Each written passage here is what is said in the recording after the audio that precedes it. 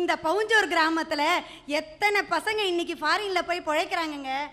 என் பையனும் இப்போ ஜப்பான் தான் சார் போயிருக்கான்.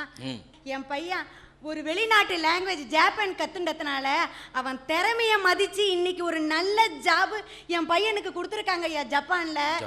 விஞ்ஞான வளர்ச்சி எடுத்துங்க. இன்னைக்கு நம்ம பயன்படுத்துற எல்லா பொருளும் எங்க இருந்து ஐயா கண்டுபிடிச்சிருக்கிறது? அது கூட இல்லை சார், இந்த கலைகள்லாம் வளர்க்குறோம் வளர்க்குறோம் வளர்க்குறோம்னு சொல்றாங்களே, நம்மளை விட மேலை நாட்டுக்காரன் தான் சார் கலைகளையும் அறிவியலையும் வளர்க்குறாங்க.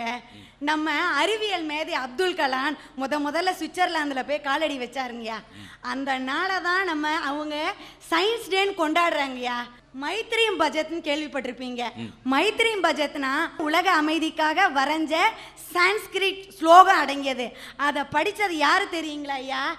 அவங்க காலஞ்சென்ற எம்எஸ் சுப்புலட்சுமி ஐயா. அவங்க வரைஞ்சதை யுனைடெட் நேஷனில் அதுக்கு அங்கீகாரம் கிடைச்சிது.